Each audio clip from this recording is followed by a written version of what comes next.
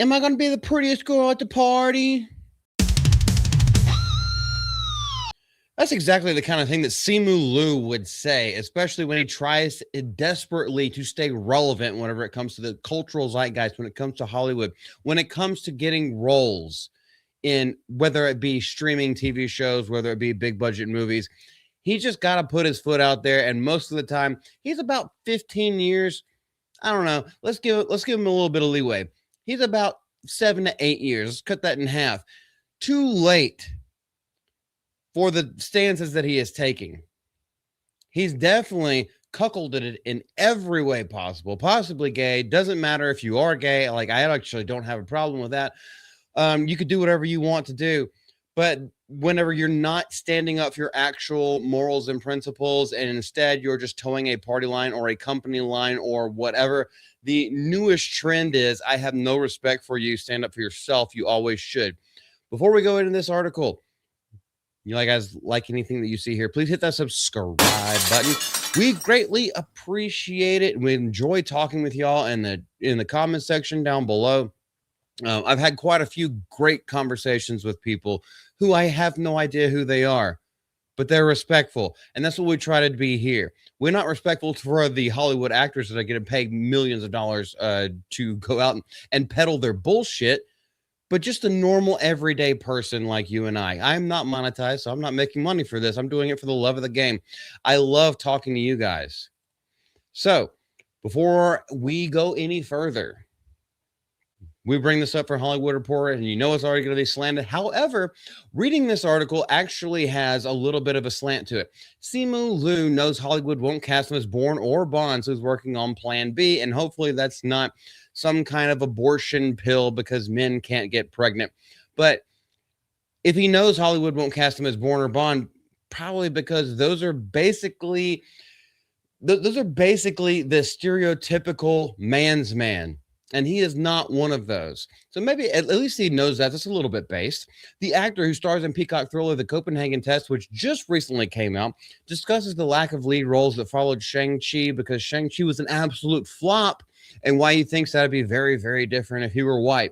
He has to put that in there. Every fucking time, this motherfucker has to do something about feminism or has to make it race related. This is how you know you have nothing to stand on. You have no building block. You have no foundation. If you immediately take it down the race, it basically just means you're being passed over because you don't have the talent. A lot of these directors will never hire me, and a lot will, as is evidenced by you being the star of the Copenhagen Test. Now, will that TV show actually do well? We don't know yet because it just came out. But the fact that you're already bringing up race means you have no legs to stand on. Chicken legs. Good gracious. On a wet market, you're probably one of the reasons why COVID ever came over here in the first place. In the 4 years since starring in Shang-Chi and the Legend of the Ten Rings, which nobody remembers, other than the fact that he got kicked in the balls, the main character, supposedly the hero of the story, gets kicked in the balls by a chick. Actually, his sister, helped his Hollywood stock rise dramatically. Not really dramatically whenever it lost money. Simu Liu has danced with Ryan Gosling and Barbie. That's another gay thing. It's like, yeah, you danced with another dude. Great.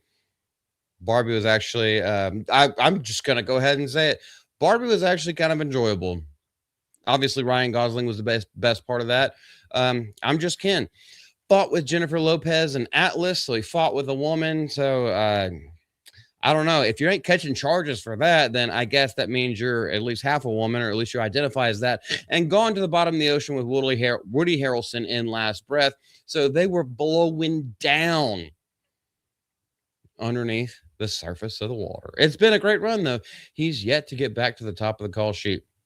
He's not ever going to be at the top of the call sheet because of the exact reasons. We've been saying this, and a lot of people in the sphere of the internet, a lot of people in pop culture news have been saying this for years and years and years. We called it before it ever became like the cultural thing to call out. And then we're still calling out to this day. Look, let me break it down for you real quick. Whenever you follow the herd, you follow the pack, you're the one that gets left in the dust, especially when you're at the edge of the thing. That's where the lion, well, technically, lionesses, that's where they pick you off, because the lionesses are actually the hunters, not the lions. But they just sit on their fat ass and wait to get fucking orgied. But I mean, come on. Even Brie Larson, even Scarlett Johansson, even Jennifer Lawrence has come out and said, it's like, well, I kind of went a little bit too hard. I went a little bit too hard because I was telling everybody what the agents wanted me to say, whatever they, prescribed for me to say. And it did nothing but kick their careers in the absolute ass. A nice little boot up the sphincter that just completely puckered the entire thing.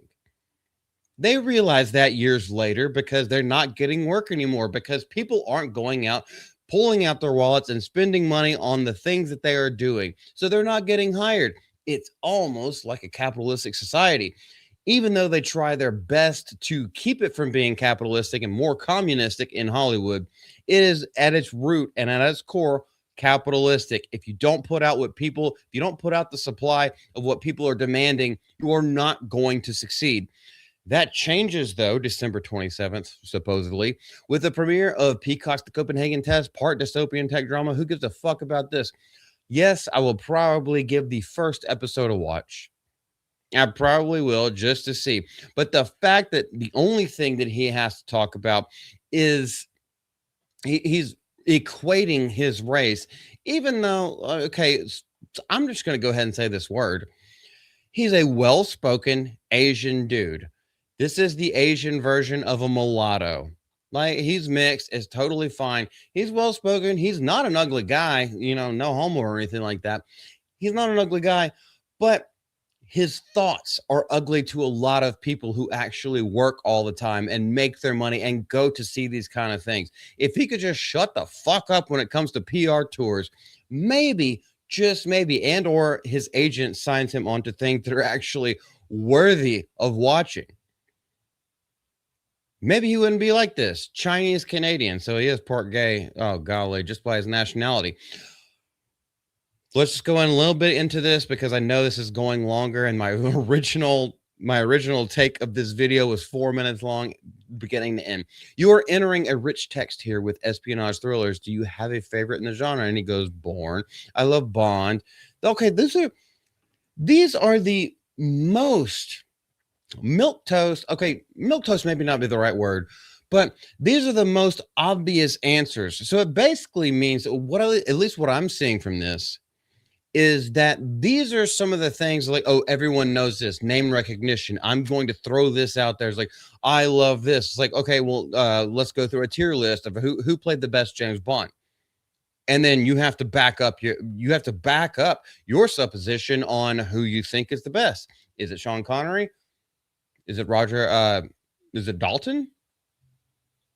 I am such a sucker for this genre in general, and it's not lost on me that it's rare to see someone like me getting to play that role. It's been very meaningful for me to get to do my version of that. Well, guess what? The Copenhagen Project is not a sequel and or reimagining of something else, so you can do it. Guess what? You're not being race swapped. You're doing your own fucking thing, nigga. You mentioned Bond and all the casting speculation about who will replace Daniel Craig. I'd say people often ask the question of whether they'd ever cast a black actor. Idris Elba was in the talks for a little bit. There's actually some new things that came out today. I don't know. Nothing has been actually announced, but it doesn't seem like anyone's asking the same question for Asian actors. Why does it matter? Why does your ethnicity matter so much? Tell me why that. Why does your ethnicity matter so much? When the people that race bait the most are the people who are absolutely sad sacks in their life. They have nothing going for them. They can't get ahead except for DEI hires. That was the best thing that ever happened to them. And then they're all going bankrupt. Their agents are going bankrupt. Their companies that are hiring them are going bankrupt, and they themselves are going bankrupt because you made it about an immutable characteristic that absolutely no one actually gives a shit about. Go back to Martin Luther King. Yes, he was a womanizer. Yes, he did not live a perfect life. Which of us here do? The content of character. Fucking go back to that, or go back to acting school, or just try to do something that's authentic with your life. Maybe you ain't cut out for this shit. Go be a valet somewhere at an Indian casino. That way, you have two minorities that are working together. Did you ever think about that? Oh, no, that would be beneath you because you're Asian and you're supposed to be smarter at math. You would make up some excuse for that kind of shit. Keep the fucking race out of it. No one gives a shit that I'm half red skin. No one gives a fuck. I just get called white and I don't give a fuck about that. I make jokes about it all the time. I call black people the hard R to their faces and we're best friends. I call Philip Chan slanty-eyed. We do this to each other all the time because we actually have the content of character behind the things that we're saying when we're meeting each other and treating each other as human beings. And that's what it always should be about. Treating each other as human beings, not looking at the amount of melanin or lack of melanin in your skin. Fuck off when it comes to this. If you guys have anything to say, leave it down in the comment section below. This is Mouth of Multi. I know I got a little bit heated on that one. But and if you get mad at this, maybe you should turn that mirror a little bit inward. Not inward. Inward. INWARD. Think about it for yourself. Why does race matter so much to these people, to basically everyone? And why have you let it mean so much? Anyway, we'll see you guys later. We love you. Merry Christmas to all, and to all a good night. We'll see each other a lot over the next coming days.